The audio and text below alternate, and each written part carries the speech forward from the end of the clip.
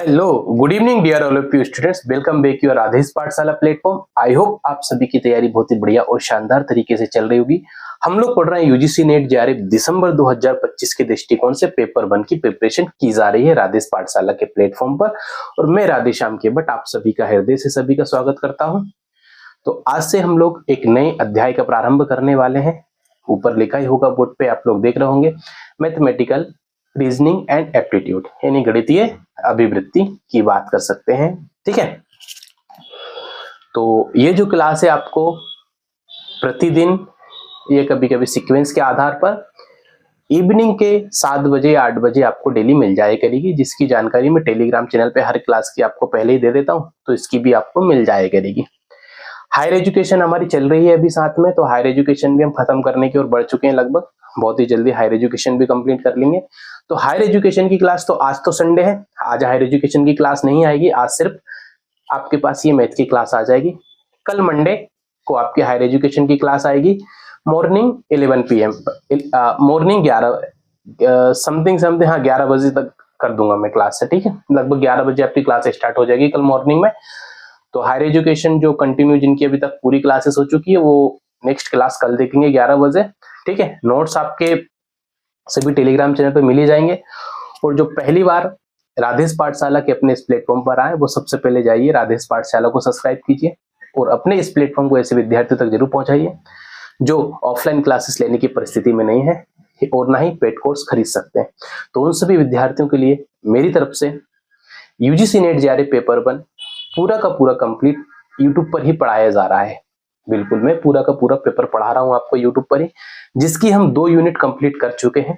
ICT and communication complete हो चुकी है। तो यदि आप पहली बार इस प्लेटफॉर्म पर आए और पढ़ना चाहते, दिसंबर का एग्जाम देना चाहते हैं, तो वो विद्यार्थी जल्दी से जल्दी सभी पुरानी जो यूनिट्स कंप्लीट हो चुकी है उनको भी देख के अच्छे से कंप्लीट कर लें साथ ही साथ, और जो करंट की क्लासेस चल रही है इनको भी साथ में चलने देंगे। क्लियर? तो ये थी छोटी सी इंफॉर्मेशन। तो अब देखिए, सबसे आज हमारी पहली क्लास है, तो आप लोग तो समझ ही गए होंगे कि हम 3 यूनिट पढ़ चुके हैं अभी तक। और सबसे पहले हम क्या पढ़ते हैं, चलो इसको आज निकाल ही देते हैं, 1 मिनट, बड़ा दिक्कत दे रहा है चश्मा आज। सबसे पहले हम लोग क्या पढ़ते हैं, किसी भी अध्याय का शुरुआत करते हुए सबसे पहले उस पाठ्यक्रम का परिचय किया जाता है। जी विद्यार्थियों, सबसे पहली चीज होती है किसी भी परीक्षा के लिए, किसी भी अध्याय को प्रारंभ करने के लिए सबसे पहले उससे परिचय करना कि उसकी परीक्षा की मांग क्या है और मुझे तैयार क्या करना है। 2 ही चीजें इसमें रहती हैं। तो सबसे पहले हम बात करेंगे सिलेबस पर कि सिलेबस में आखिर हमको क्या क्या पढ़ना है, क्या क्या चीजें प्रश्न पूछे जाएंगे। कुछ चीजें सिलेबस से हल्के हल्के टॉपिक्स होते हैं, थोड़े कंफ्यूजन वाले, पर वो ले दे के इसी का पार्ट होते, अलग से नहीं कह सकते अन्य अध्यायों की तरह। तो समझते हैं कि एक एक करके चीजों को पाठ्यक्रम में क्या पूछा आपसे जाएगा। देखिए, सिलेबस आपके पास होना चाहिए। सिलेबस में सबसे पहले लिखा है, पहले हम वो बात करेंगे जो पाठ्यक्रम में दिया हुआ है। ठीक है, पहली जो लाइन लिखी है वो है तर्क के प्रकार। क्या लिखिए मेरे प्रिय विद्यार्थियों? तर्क के प्रकार।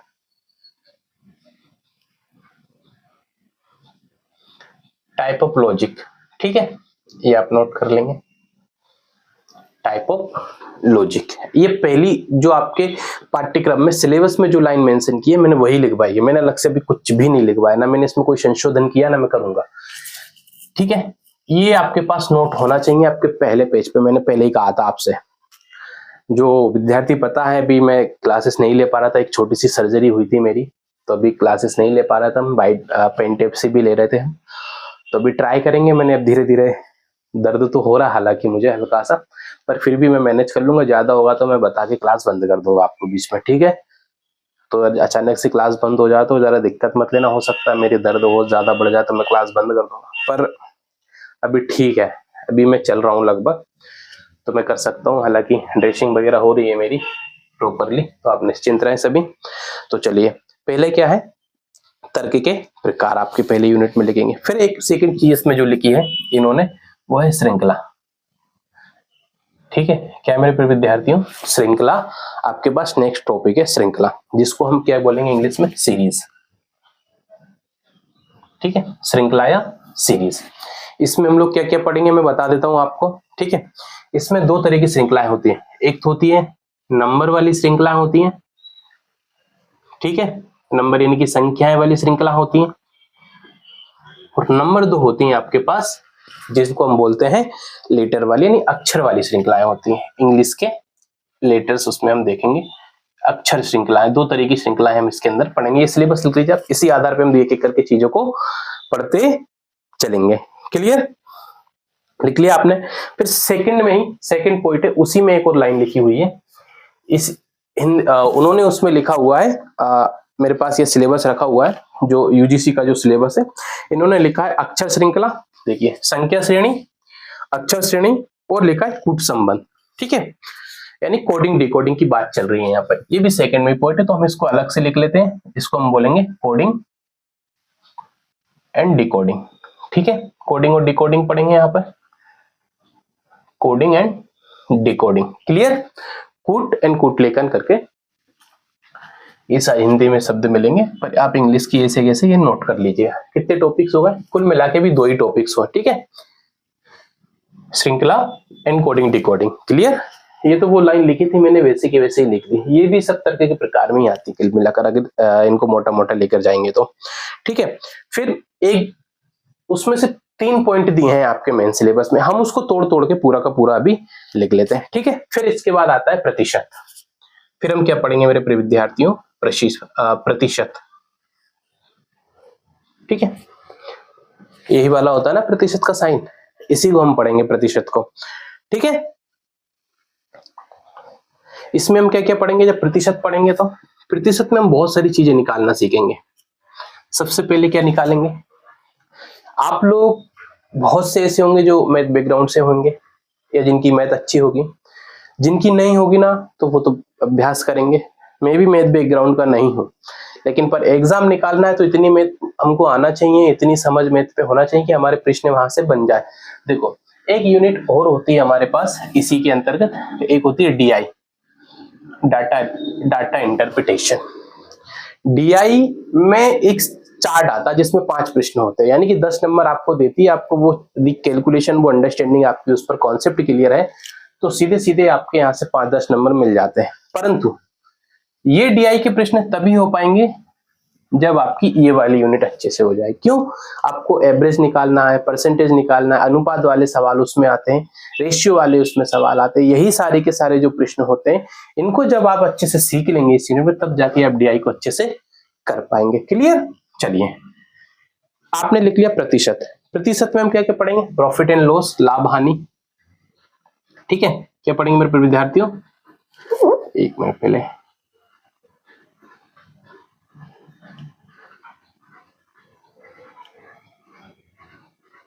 Profit and loss.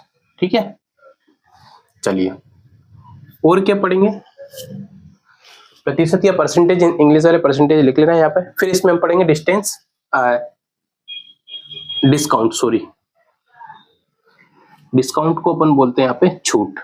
ठीक है, लाभ हानि, डिस्काउंट। एक चीज और आप इसमें नोट कर लीजिएगा, उसको हम कहते हैं बेसिक प्रतिशत। बेसिक निकालना, बेसिक प्रतिशत, किसी संख्या दी जाएगी उसका बेसिक से परसेंटेज निकालना हम उसको सीखेंगे इसमें। क्लियर, तो ये सिलेबस आप अपने अच्छे से नोट कर लेना, सबसे पहली चीज यही होती है आपकी। फिर हम पढ़ेंगे नेक्स्ट टॉपिक। इसके बाद एक और सबसे यूजीसी का एक फेवरेट टॉपिक है, टाइम एंड वर्क वाले क्वेश्चन बहुत ज्यादा पूछे जाते हैं, समय एंड कार्य वाले। ठीक है, ये प्रश्न भी बहुत पूछे जाते हैं। मेन सिलेबस में देखें क्या नाम दिया है इनका, समय, दूरी, अंश, अनुपात, समानुपात, प्रतिशतता, लाभ हानि, ब्याज, छूट, औसत आदि, वही सारी चीजें अपन इनको अलग अलग इसको डिस्क्राइब कर लेते हैं ताकि एक एक करके हम चीजों को पढ़ लेंगे। क्लियर, समझ में आ गया आपको। समय एवं कार्य वाले कुछ प्रश्न आएंगे, ये हम सारे के सारे प्रश्न जब करेंगे ना तो हम पूरे के पूरे पीवाईक्यूज के ही प्रश्न उठाएंगे एग्जाम्पल के तौर पर, और उन्हीं पीवाईक्यूज को जब सोल्व करेंगे तो आपको समझ में भी आ जाए कि प्रश्न कैसे बनते हैं। ठीक है, और मैं तो समझाने के लिए 4-5 प्रश्न ले लूंगा हर एक यूनिट से, ज्यादा ज्यादा 5-5, 6-6 समझा दूंगा। 4-5 से ज्यादा तो इतने ज्यादा फिर लंबी क्लासें चली जाएंगी, क्योंकि मेन चीज क्या है, आपको कॉन्सेप्ट क्लियर करवा दूंगा मैं यहाँ पे, पर आपको प्रैक्टिस करना पड़ेगा। क्लियर, प्रैक्टिस सिर्फ आपको इस क्लास के आंसर्स नहीं लगाना है, आपको प्रैक्टिस के लिए पूरा का पूरा पीवाईक्यूज उठाना है। 5 साल के पीवाईक्यूज उठाइए, सभी के सभी PYQ से मैथ के क्वेश्चंस निकालिए और उनको सोल्व करिए। ये डेली का रूटीन बना लीजिए, आज से ही एक सेट डेली उठाना है अपन ने। देखो हमारी ये चौथी यूनिट है जो भी चलने वाली है, और ये PYQ अब ये सोच के मत लगाओ कि बाकी यूनिट नहीं हो तो बाकी नहीं। एक सेट उठाओ, 50 प्रश्न मिलेंगे, डेली 50 प्रश्न लगाओ, जितने बने उतने बनने दो ना। ICT के तो 5 सही बनना चाहिए, ICT कर चुके हैं। हायर एजुकेशन होने वाली है, लगभग खत्म ही हो गई है जी, मान लीजिए थोड़ा बहुत और बचा है, 2-3-4 क्लास में हायर एजुकेशन निपटा देंगे। क्लियर? अभी टीचिंग एप्टीट्यूड स्टार्ट हो जाएगी हायर एजुकेशन के बाद, तो 6 यूनिट 5 यूनिट पे पहुंच जाएंगे। 9 यूनिट पढ़ना हमको कुल लेके, 10 यूनिट तो रीडिंग कॉम्प्रिहेंशन की हमारे पास, तो उसमें तो बहुत ज्यादा समस्या हो नहीं है। एक आध क्लास में समझ लेंगे कैसे प्रश्नों को सॉल्व करना। जो पहली बार यदि एग्जाम देना चाहते हैं कोई सा, तो उनके लिए चीजें समझ में आ जाएगी। जो आपने लगाए हुए ना गद्दांश पद्यांश वाले प्रश्न, वही होते रीडिंग कॉम्प्रिहेंशन। हिंदी वालों के लिए समझाने के लिए बता देता हूँ मैं आपको, ठीक है। पेसेज आते हैं ना, अनसीन पेसेज आप बोलते हैं उनको, वो इसी तरह के प्रश्न भी पूछे जाते हैं। वो तो फ्री के नंबर होते हैं, वो सबको मिलते हैं, वो सब बच्चे सही करके आते हैं। मेन कंपटीशन तो 45 प्रश्नों का है, उन 45 प्रश्नों में से आप कितने सही कर आते हैं, ये सबसे ज्यादा महत्वपूर्ण बात होती है, वही आपको JRF में क्वालिफाई कराएगी। क्लियर? चलिए ऐसी एक इंफॉर्मेशन और दे देता हूँ। जो विद्यार्थी मध्य प्रदेश से हैं, मध्य प्रदेश में जो भोपाल यदि यूनिवर्सिटी बरकतुल्लाह में एडमिशन लेना चाहते हैं, उन सभी के लिए PhD में एडमिशन निकल चुके हैं। अभी शायद 8 तारीख से प्रारंभ हो जाएंगे, जो 11 तारीख तक चलेंगे, 11 नवंबर तक। तो आप एक बार नोटिफिकेशन वगैरह चेक कर लेना, या फिर मैं नोटिफिकेशन ग्रुप में डाल दूंगा MP वालों के लिए, आप निश्चिंत रहिएगा, ठीक है। आप देख लेना, मेरे पास यदि आ जाएगा नोटिफिकेशन, तो मैंने थोड़ी न्यूज वगैरह हेडलाइन पढ़ी थी, तो मैं आपके लिए बता देता हूँ इन्फॉर्मेशन, ठीक है। चलिए आगे बढ़ते हैं, क्या इन्फॉर्मेशन है। पहली बात, मैं PhD की इन्फॉर्मेशन दे किसको रहा हूँ, अभी तो आपको JRF ही नहीं हुआ, नेट ही नहीं हुआ, गलत जगह इन्फॉर्मेशन दे दी है मैंने। चलो निकाल दो उसको, कट कर देना। Time and distance, time and work आ गया। फिर एक और आता है रेशियो एंड, अच्छा यहाँ दिख जाएगा आपको, चलिए यहाँ लिख देता हूँ मैंने भी बात की थी आपकी रेशियो की। ये रेशियो आपको DI में भी काम आएगा। क्लियर? रेशियो एंड प्रोबेट, यानी अनुपात और समानुपात की हम बात करेंगे। रेशियो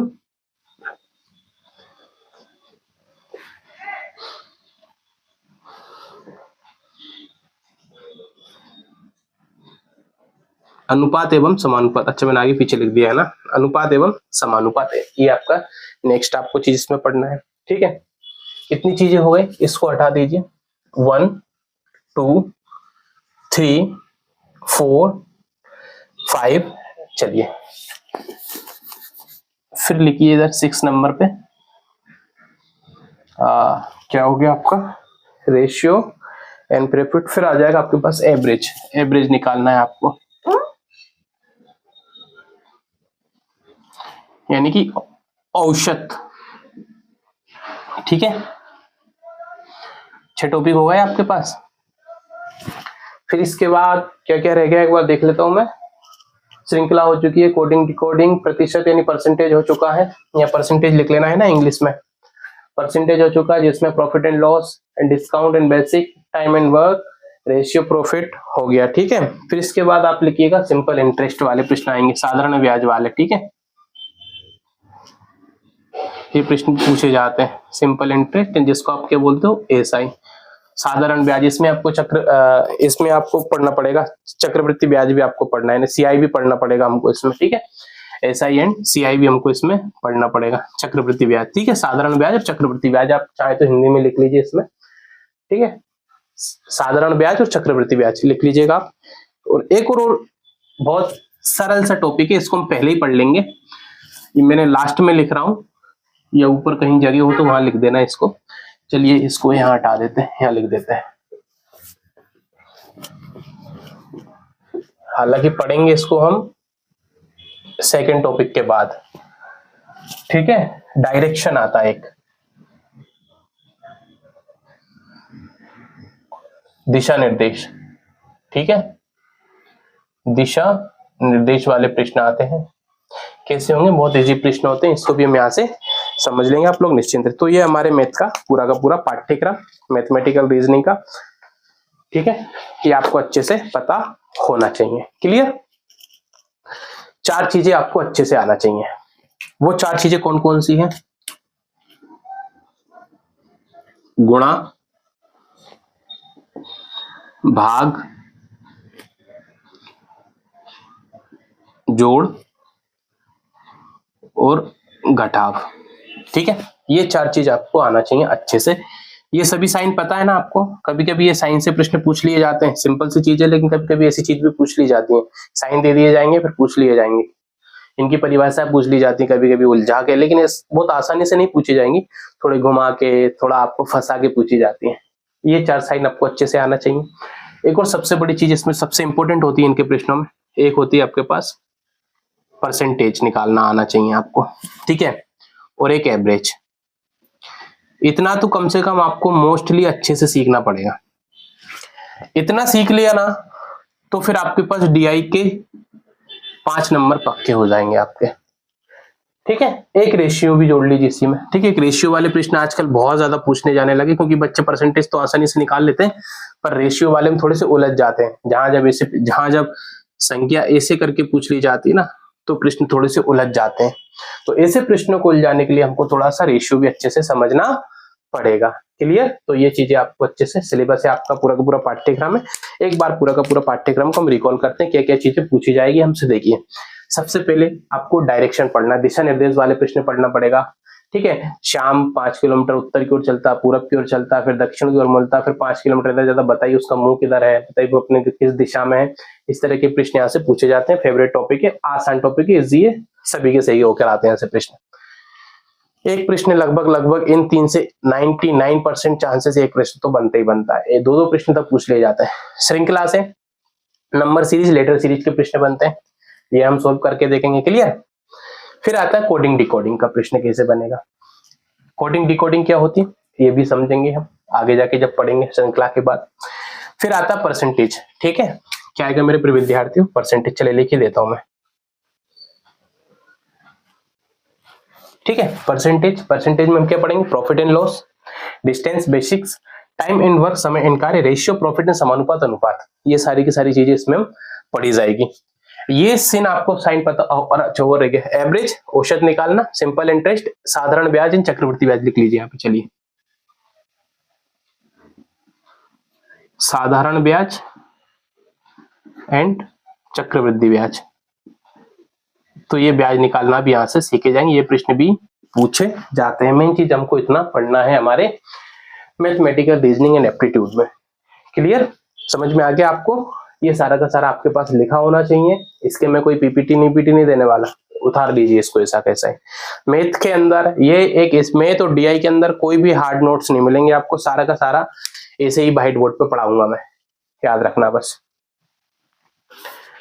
लिख लीजिए, 5 सेकंड का समय, या स्क्रीनशॉट ले लीजिए या लिख लीजिए, वैसे तो लिखते चल रहे होंगे आप लोग, समझदार है इतना।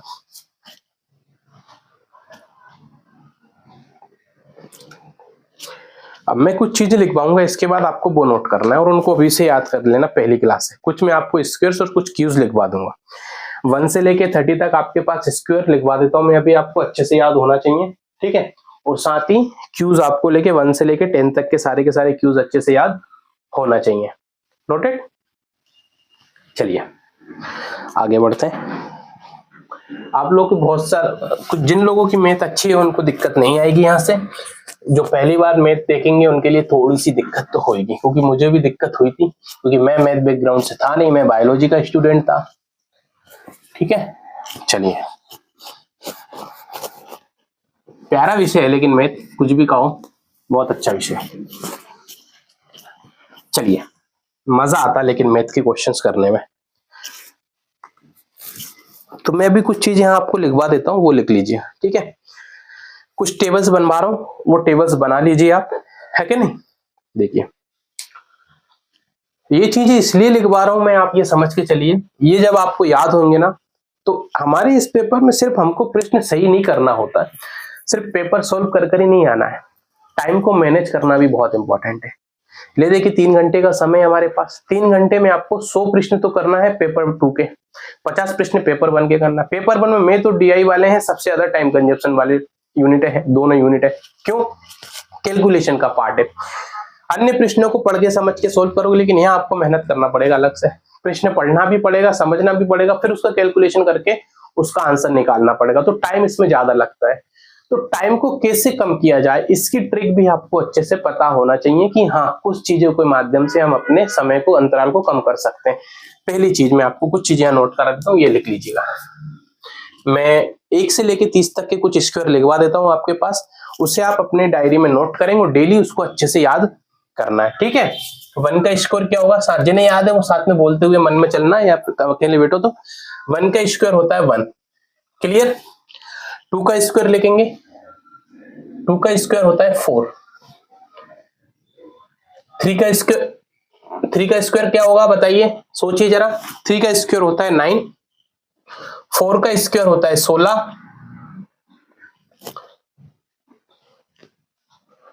5 का स्क्वायर होता है 25। सही लिख रहा हूं ना, बता देना यहाँ गलत। अच्छा आप कैसे बताओगे चलिए। 6 का स्क्वायर होता है 36 होता है। 7 का स्क्वायर होता है 49। 8 का स्क्वायर होता है आपका 1 4 9 16 25 36 49 64 होता है। चलिए 64। 9 का स्क्वायर होता है आपका 81 एंड 10 का स्क्वायर होगा आपका सॉरी 100, ठीक है। ये लिख लीजिए आप पहले, दिख तो रहा है ना आपको नीचे तक का पूरा, चेक कर लेता हूं आपको, नहीं तो कटिंग हो रही। चलिए सारे के सारे स्क्वायर देख रहे हैं आपको, है ना। 1 का स्क्वायर 1, 2 का स्क्वायर 4, 3 का स्क्वायर 9, 4 का स्क्वायर 16, 5 का स्क्वायर 25, 6 का स्क्वायर 36, 7 का स्क्वायर 49, 8 का स्क्वायर 64, 9 का स्क्वायर 81 एंड 10 का स्क्वायर 100, क्लियर। और आगे बढ़े, 11 का स्क्वायर देखते हैं कितना होता है। 11 का स्क्वायर होगा आपका 121, 121। 12 का स्क्वायर होगा आपका 144 यानी कि 144, ठीक है। 13 का स्क्वायर होगा आपका 121, 144, 169, 169। एक बार चेक कर देता हूँ क्रॉस चेक गलत ना हो जाए, इसलिए बार बार चेक कर रहा हूं मैं। आप लोगों सर ने गलत लिखा दिए। 11 स्क्वायर 121, 12 स्क्वायर 144, 13 स्क्वायर 169, 14 स्क्वायर 196, सही है 196। 15 का स्क्वायर होगा आपका 225, ठीक है। चलिए 16, एक बार इधर लिख लेते हैं 17, 18, 19 और 20। अब इसको लिखते हुए चलते हैं, क्लियर। चलिए कहां तक लिख लिया अपने। 15 का स्क्वायर हो गया 225, 16 का स्क्वायर 256, 289, ये होना चाहिए 225, 256, 289, 324, 361 एंड 20 का हो जाएगा आपका 400, क्लियर। चलिए तो ये हो चुके आपके इतने स्क्वायर, आपको सभी के सभी अच्छे से याद होना चाहिए, ठीक है। अब हम बात करेंगे 21 के स्क्वायर की। 21 से 30 तक की बातें चल रही है। 21 का स्क्वायर, 22 का स्क्वायर, साथ में लिखते चलना है इसको, है ना। 23 स्क्वायर, 24 स्क्वायर, 25 स्क्वायर, 26, 27, 28, 29 एंड 30। चलिए अब इन सबके अपन डिजिट लिख लेते, एक बार मैं क्रॉस चेक कर लूं इनको। 1 स्क्वायर 1 2 स्क्वायर 4 3 स्क्वायर 9 4 स्क्वायर 16 16 25 36 49 64 81 100। इधर आएंगे तो 121 144 169 196 चाहिए। 225 256 289 324 361 400, इसका हो जाएगा आपका 441। 441 के बाद आप नोट करेंगे इसमें 484, 529 ही होगा ना। 141 400, हाँ 529, 24 का लिखेंगे आप 576। 25 का क्या होगा बताएंगे आप लोग। चले 25 क्या कल पूछूंगा आप सभी से स्क्वायर, तो आप मुझे कमेंट करके बता देना, आज तो मैं लिखवा देता हूं, ठीक है।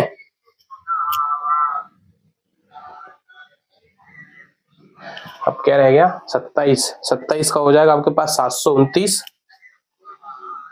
28 का हो जाएगा 784 और 29 का हो जाएगा आपके पास 841 और इसका हो जाएगा 900। ठीक है, चलिए तो ये 30 के आपके पास सभी सभी स्क्वायर आपको अच्छे से पता है, या इनको उनको कंठस्थ कर लेना। ठीक है, बहुत जगह काम आएंगे ये सारे के सारे स्क्वायर, आपको इन सभी को अच्छे से आप याद कर लेना। क्लियर, ये तो हो गए आपके स्क्वायर। अब हम लिखने वाले कुछ क्यूज आपको मैं लिखाने वाला हूं। ठीक है, कुछ क्यूज लिखाने वाला हूं। क्यूज हमको सिर्फ करना है कितने, 1 से लेके 10 तक। आपको पहले ये लिख लीजिए, 1 से लेके 10 तक के आपको क्यूज अच्छे से याद होने चाहिए। इसको याद कैसे करोगे, तो कुछ नहीं करना, रट्टा मारना है इनका, ताकि जब प्रश्न सोल्व करेंगे तो वहां आपका समय बचेगा। डायरेक्ट जब प्रश्न आएगा आपको निकालना पड़ेगा 7 का स्क्वायर क्या होता है, आपको पता होना चाहिए 7 का स्क्वायर होता है 49। क्लियर, तो ये चीजें आपको अच्छे से पता होनी चाहिए। नोटेड, लिखिए इतना, लिख लीजिए जल्दी से। चलिए नोट कर लिया होगा आपने यहां तक। अब हम बढ़ते हैं क्यूज की तरफ से। 1 से लेके 10 तक हम क्यूज आप इसमें नोट करेंगे। ठीक है, अरे यार ये तो बड़ी दिक्कत आती है। चलिए यहाँ लिख देता हूँ ना, इस जगह यहाँ खड़े हो जाता हूँ मैं आप लोगों के लिए, निश्चिंत रहिएगा। थोड़ी सी बस पैर की ही प्रॉब्लम है और कुछ दिक्कत नहीं है मुझे। क्यूज देखिए,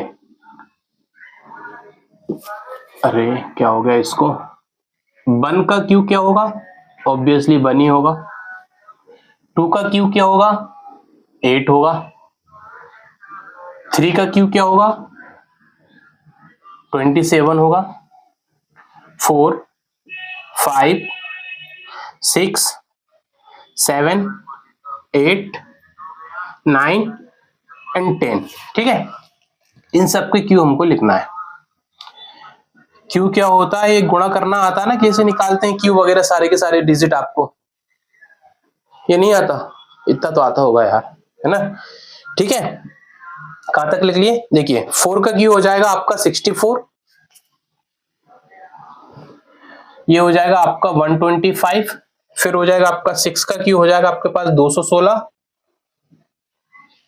और 7 का क्यू हो जाएगा 343 और ये हो जाएगा आपका पास या लगभग हाँ 512 और अब बचा है आपके पास सिर्फ 9 का क्यू, तो 9 का क्यू हो जाएगा 729 और ये हो जाएगा आपके पास 1000। एक बार मिला लेता हूं, रुकिए। 1 का 1, देखिए ऐसे याद कर लेना बढ़िया, चाहो तो आप इसको। 1 का 1, 2 का 8, 3 का 27, 4 का 64, 5 का 125, 6 का 216, सही है। 7 का 343, 5 का 512, 9 का 729 और 10 का 1000। तो ये सारे के सारे आपके पास क्यूज है, इनको आप अच्छे से याद कर लेना। इसे कैसे उतार लो इसको पेन कॉपी के माध्यम से आपकी नोटबुक पे। ठीक है, लिख लीजिए इसको। पहली शर्त है नोटबुक तो बनाते ही रहेंगे आप। ये चौथी यूनिट हम पढ़ने जा रहे हैं आज। क्लियर, स्क्रीनशॉट ले लीजिए, लिख लीजिए, लिख लो यार। स्क्रीनशॉट लेके क्या करोगे, अच्छा थोड़ा डालोगे स्क्रीनशॉट का, लेके लिख लो इसको जल्दी जल्दी। ठीक है, दर्द क्योंकि मुझे अब शुरू होने लगा है, हल्का हल्का सा पेन होने लगा खड़े खड़े, तो आप मुझे देख रहे होंगे इधर से इधर बार बार मैं हो रहा हूँ, क्यों थोड़ी सी तकलीफ में हूँ, क्या करूँ, कुछ नहीं कर सकता मैं, लेकिन पढ़ाऊंगा आप लोगों को, निश्चिंत रहे। चलिए आगे बढ़े। अब एक चीज और लिखवा देता हूँ, कुछ मैं लेटेस्ट लिखवा देता हूँ। लेटेस्ट को कैसे उनको कोड याद करना है आपको, ये होमवर्क है आपका, ये अच्छे से याद कर लेना आज ही और कल में। ठीक है, फिर मत कहना मेरे से सर प्रश्न नहीं बन रहा है, हम लोगों को टाइम ज्यादा लग रहा है मैथ की प्रश्न हल करने में। यही ट्रिक है और कुछ ट्रिक नहीं है। मुझे वैसे भी शॉर्ट ट्रिक ज्यादा आती नहीं है ना मैं विश्वास करता हूँ सब चीजों पे। गाने के शब्द बना के उठ पटांग चीजें करके मुझसे चीजें याद नहीं होती, भले सैकड़ों फैक्ट है, हजारों फैक्ट है, कैसे याद रखेंगे एक गाने में, नहीं होता भाई मेरे से। ठीक है, और आप लोग भी ज्यादा उस समय बर्बाद मत करना, सीधे सीधे फैक्ट याद करना और अपनी थ्योरीज को अच्छे से पढ़ते रहना बस। कुछ सीरीज में लिखवा देता हूँ यहाँ पे। ठीक है, ये हम जब श्रृंखला जब पढ़ेंगे, जब कोडिंग डिकोडिंग और जब श्रृंखलाएं पढ़ेंगे ना, उसमें ये बहुत ज्यादा काम आएंगी आपके पास। ए लिख लीजिए, ऐसे कैसे उतारते चलिए, B C D E F G H I J K L और M। ठीक है, M तक पहुंच गए ना। फिर इसके बाद इधर आइए आप, N O P Q R S T U V W X Y and Z। देखिए जैसे लिख रहा हूं ना ऐसे लिखना है। क्यों लिखना है इसका अभी मैं बता देता हूं। जितने भी डिजिट मैंने यहां लिखे इनको आप एक कोड नंबर देंगे। एक को बोलेंगे 1 2 3 4 5 6 7 8 9 10 11 12 एंड 30। ये डिजिट ऐसे डाल लीजिए ऊपर। जो डिजिट लिख दिए यही इसका कोड है। एम का कोड क्या है 13 ही कहलाएगा, ये आपको याद करना है। एच का कोड क्या होता है आपको पता होना चाहिए, 8 नंबर पे आता है, इसलिए एच का कोड क्या है 8 है। एफ का 6 है, डी का 4 है। इस तरह से ये सारे के सारे कोड आपको याद करना ही पड़ेगा, दूसरा कोई विकल्प आपके पास नहीं है। एन का 14 15 16 17 18 19 20 21 22 23 24 25 एंड 26। ये सबके सब कोड है। अब देखिए इन्हें इस तरह से लिखने का क्या मतलब है। देखिए कभी कभी क्या होते हैं प्रश्न ऐसे आते हैं अपोजिट का आपको निकालना पड़ेगा। एफ के अपोजिट में क्या आएगा यू, तो यू का कोड आपको पता होना चाहिए 21। 21 का अपोजिट 6, माइनस करोगे ना इसके डिजिट एक जैसे निकलेंगे आप। टोटल डिजिट कितने होते हैं 26 होते हैं। ठीक है, इस तरह से आपको डिजिट पता होना चाहिए। जब इसको सोल्व करेंगे ना मैं इनकी ट्रिक बता दूंगा कैसे सोल्व करना है इनको। अभी ट्रिक बता नहीं रहा मैं, भी कोई मतलब है भी नहीं है। लिख लीजिए, मैं सामने से हट जाता हूं जल्दी से। ए का 1, बी का 2, सी का 3, डी का 4, ई का 5, एफ का 6, जी 4 7, H 4 8, I 4 9, J 4 10, K 4 11, L 4 12, M 4 13, N 4 14, O 4 15, P 4 16, Q 4 17, R 4 18, S 4 19, T 4 20, U 4 21, V 4 22, W 4 23, X4 24, Y4 25 and Z4 26। A का अपोजिट Z, B का अपोजिट Y, C का अपोजिट X।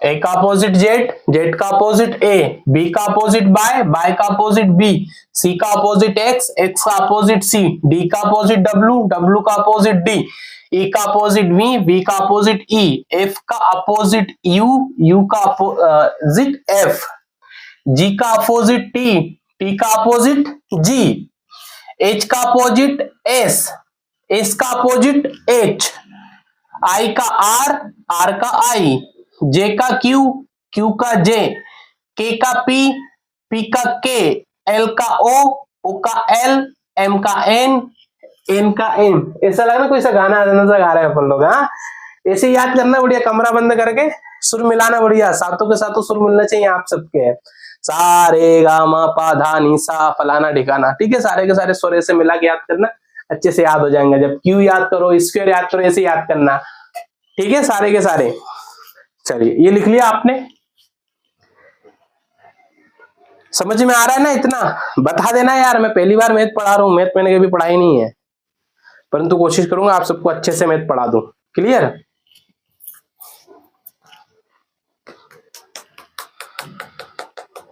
ऐसा का ऐसा इसको फोटोकॉपी कर लो आपके उस पे, अलग अलग पेन यूज कर लेना, अगर रखे हो पास में तो बढ़िया समझ में आ जाएगा। ठीक है, लिख लिया इसको ऐसे कैसे, ऐसे कैसे कॉपी उठा लेना, ये बहुत इंपॉर्टेंट है भाई साहब, बहुत इंपॉर्टेंट है। यहाँ प्रश्न बनते हैं, 5 स्टार वाले प्रश्न आएंगे यहाँ से। अच्छे से याद रख लेना, सीरीज से एक प्रश्न तो आता ही आता है, 99.99% चांसेस रहते हैं सीरीज से एक प्रश्न तो आएगा ही आएगा, यानी कि सीधे के सीधे 2 नंबर आपके पक्के। फिर भी बच्चे गलत करके आते इतना सरल टॉपिक होने के बावजूद भी, क्यों बताऊंगा आगे जब हम इसके प्रश्न सॉल्व करेंगे तब। ठीक है, स्क्वायर में बताने चाह रहा था, आपको पता ना स्क्वायर क्या होता है? 2 का स्क्वायर क्या होगा? हाँ 4 होता है ना 2 का स्क्वायर। ये आंसर कैसे निकला? पेन कॉपी पे निकाल के बताओगे जरा। 2 का स्क्वायर 4 इसलिए निकला है क्योंकि 2 को 2 गुणित 2 किया है, कितनी बार लिखा है? 2। ठीक है, तो आंसर कितना हुआ? 2 दूनी 4। अब मान के चलिए एक, अब यहाँ पे क्यू कैसे निकाला जाता है? कभी कभी डिजिट आपसे बड़ी पूछ ली जाएगी तो कंफ्यूज मत होना, बस ऐसे स्क्वायर क्यों निकालना है। 2 का क्यू निकालना है, 2 का क्यू 8 होता है साहब। कैसे आया आंसर? कितनी बार लिखा ऊपर? घात कितनी बार लगी हुई है? 3 बार। 2 को कितनी बार लिखना है? 3 बार। 1 2 और 3। कैसे निकालेंगे आंसर? सबसे पहले लास्ट वाली संख्या का पहले इसमें देंगे, 2 दूनी 4, कितना आया? 4। फिर 4 को 2 से करेंगे, 4 दूनी 8। आईसीटी में किया था ना हमने ऐसे, वैसे ही आईसीटी में नंबर सीरीज जब मैंने पढ़ाया था आपको, नंबर सीरीज में हमने यही फॉर्मूला अप्लाई किया था। इसी फॉर्मूला क्या करना है, नियम ही यही है उनको करने का। तो आंसर कितना आया था क्यू का? 8। ऐसे सॉल्व करना है इनको। क्लियर? इतना इजी है, इतना इजी नहीं है मैथ। इतना इजी होता तो फिर सीसेट में हम क्यों लुढ़क गए थे? सीसेट में हमारी हालत खराब हो जाती थी करने में। खैर वो यूपीएससी है, ये भी कम नहीं है, लेकिन याद रख लेना इतना। चलिए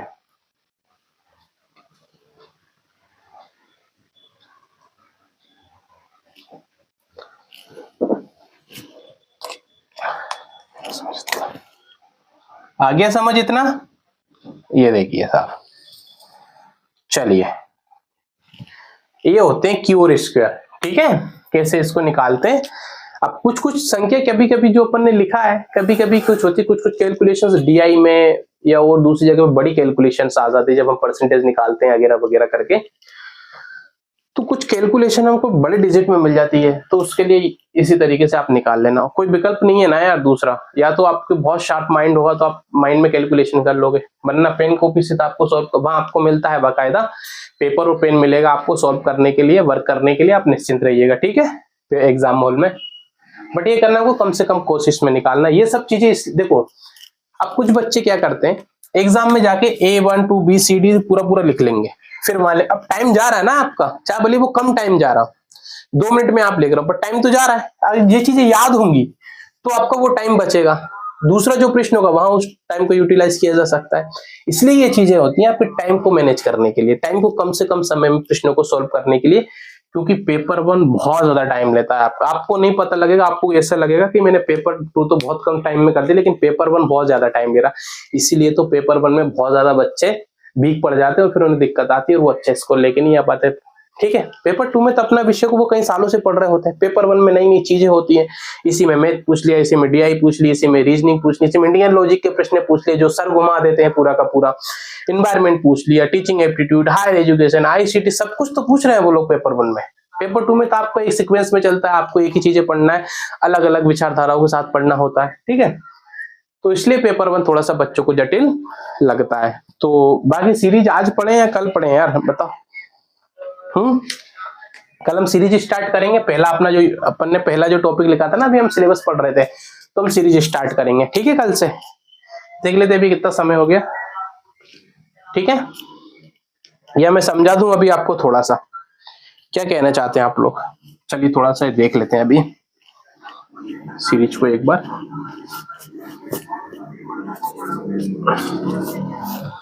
ये नोट कर ही लिया होगा आप लोगों ने, आशा करता हूं आप सभी से। चलिए नेक्स्ट टॉपिक हम उठाएंगे अब सीरीज यानी श्रृंखला, नंबर सीरीज उठाएंगे सबसे पहले। ठीक है, कौन सा टॉपिक पढ़ेंगे? श्रृंखला। ठीक है, देखिए कुछ मैं नियम बता देता हूं बेसिक से।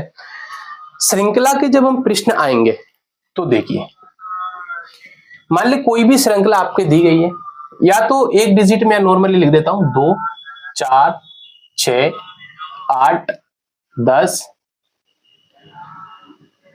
और क्वेश्चन मार्क आ गया आपके पास। अब ये एक सीरीज बन रही है, श्रृंखला बनी है ना मेरे भाइयों, बिल्कुल बन रही है, क्लियर ना।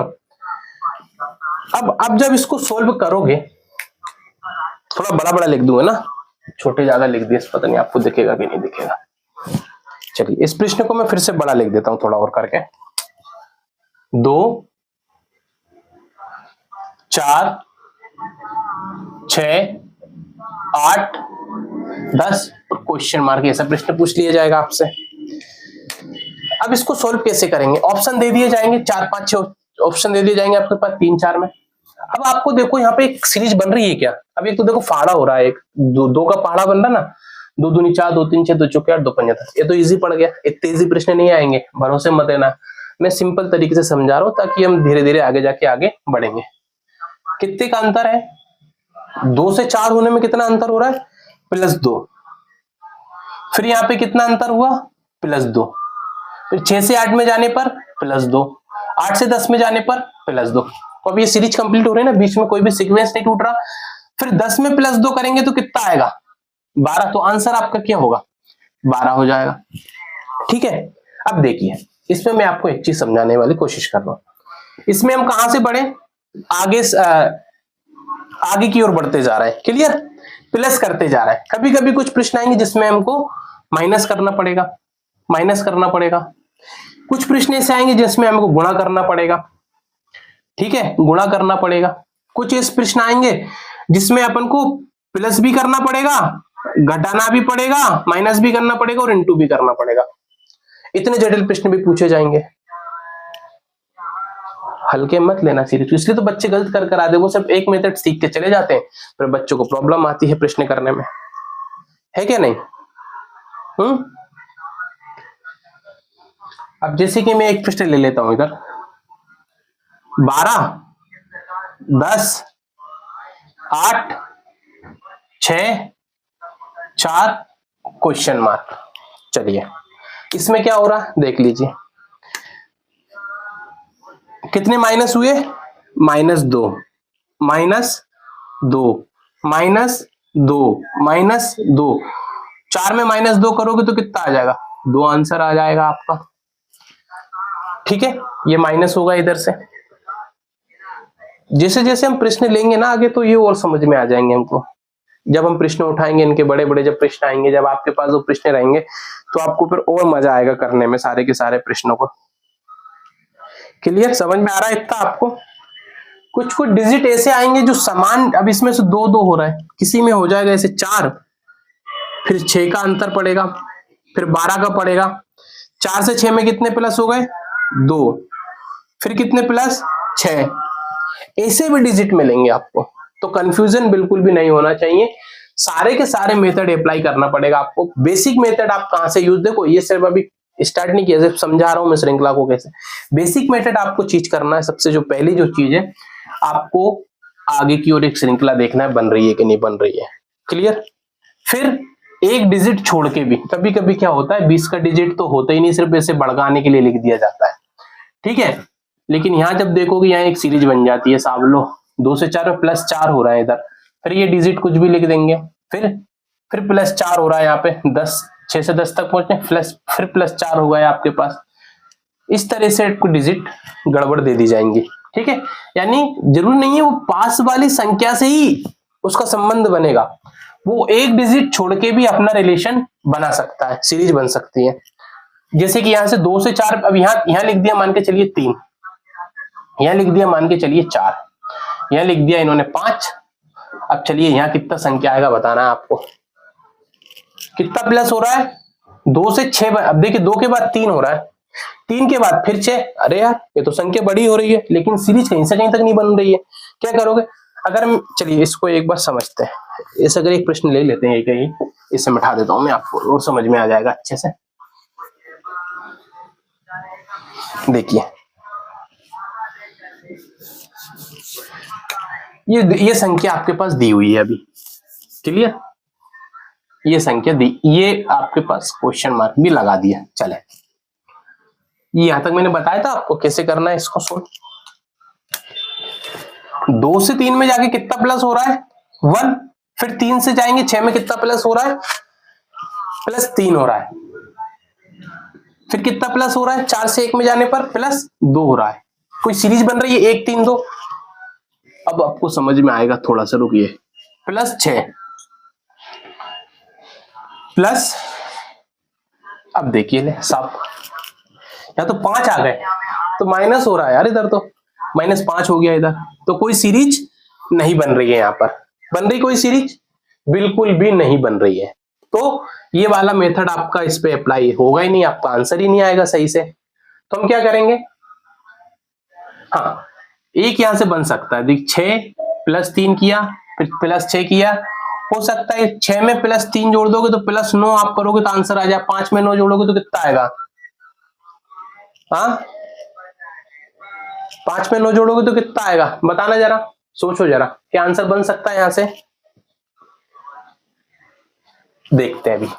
चलिए हटाइए, आपको थोड़ा कंफ्यूज करने के लिए मैंने बताया वो सब चीजें। अब मेथड कैसा हो रहा है इसमें, साफ एक डिजिट ही है ना, ये सिर्फ भड़काने के लिए लगी है, इसका कोई रोल ही नहीं है इस सीरीज में। हमको करना क्या है, हमको निकालना है सीधा सीधा 2 और हमने सबसे पहले क्या किया, पास वाली डिजिट से संबंध बनाने का प्रयत्न किया, परंतु सीरीज आपकी नहीं। देखिए क्या सीरीज आ रही है, ये सीरीज नहीं है, ये हमारी एक श्रृंखला नहीं बन रही है बिल्कुल भी तरीके। श्रृंखला जब बनेगी तो समानार्थी शब्द बनते जाते, जैसे 2 4 6 8 10 12, 1 2 3 4 5 6, ऐसे श्रृंखला बनेगी आपके अंकों की, तो ही वो आपका जो फॉर्मूला होगा वो वैलिड कहलाएगा, वरना तब आपका आंसर गलत देगा आपको निकाल के। अब तो फिर क्या करोगे, तो फिर ऐसा करो, एक छोड़ के निकाल लो, 2 से 6 में निकाल लो। कितना, 2 से 6 में निकाल सकते हैं ना, क्या दिक्कत है, ट्राई करते हैं बनता कि नहीं बनता, देखते हैं। 2 से 6 में जाएंगे, कितना प्लस हो रहा है, +4। फिर 6 से 10, अब देखिए इस एक को छोड़ दो, फिर 6 से 10 में जाएंगे, फिर प्लस कितना हो रहा है, 4, सीरीज बन रही है। अब देखो फिर 10 से अपन ऐसा करते हैं, फिर +4 करेंगे, तो 10 में +4 करेंगे तो आंसर कितना हो जाएगा, 14। ठीक वैसा ही जैसा यहाँ पे अपन ने किया था अभी, ये थोड़ा सा बड़ा मेथड थोड़ा ज्यादा। अब देखिए 2 को इधर छोड़ दिया अपन ने, चलो भाई 2 की कोई वैल्यू नहीं रहेगी। 3 से 6 में जा रहा है तो कितना प्लस कर रहे हैं अपन, 3 कर रहे हैं ना, प्लस का 3, ठीक है, इसको छोड़ दो।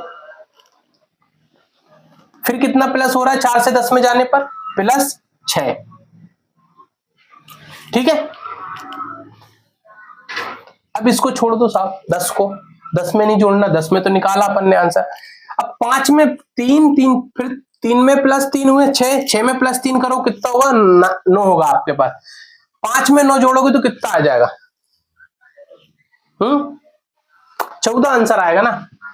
ये भी अप्लाई कर सकते हैं, पर ये इजी पड़ गया है, इसको थोड़ा सा आपको 2 बार कैलकुलेशन निकालना पड़ेगी इसकी, तब जाके इसका आंसर आएगा। तो 2 मेथड से भी आंसर आपके आ सकते हैं, जरूरी नहीं है एक ही सीरीज अप्लाई हो, कुछ कुछ पृष्ठों पे 2 मेथड भी अप्लाई हो जाते हैं। तो ये थे आपके श्रृंखला की एक तरीका, मैंने सिर्फ एक आपको बेसिक दे दी, आप चाहे तो PYQs लगा के देख लेना, आसान प्रश्न बन जाएंगे। और कुछ प्रश्न ऐसे हो जो आपको लगता है कि यार नहीं बन रहा, मुझे आप व्हाट्सएप पे वो उनकी फोटो खींच के भेज देना, अपन चर्चाएं कर लेंगे यहाँ पे क्लास में, उठा लेंगे उन सभी प्रश्नों को, ठीक है, निश्चिंत रहिएगा। नंबर आपके पास सभी के पास है ही, मेरा व्हाट्सएप नंबर पहुंच ही चुका है ना, तो आप मुझे मैसेज करके भेज सकते हैं प्रश्न का सीरीज का, तो अपन कोई सा प्रश्न का उसको सोल्व, लेकिन ऐसे मत भेजना कि उठा के भेज दे, पहले खुद सोल्व करना उसको, फिर मुझे भेजना बाद में। ऐसे मत, मुझे देखना चाहिए आपने कहाँ गलती करी उस प्रश्न में, कोई आंसर नहीं आए तब भेजना, पहले खुद प्रयास करना, ट्राई करना। तो कल, अभी थोड़ा सा मुझे शायद तकलीफ होने लगी है, टेबलेट भी लेना है मुझे, तो कल करते हैं फिर से। कल सुबह हायर एजुकेशन मिल जाएगी आपको, लगभग 11 के समथिंग आपको हायर एजुकेशन की क्लास प्राप्त हो जाएगी, ठीक है।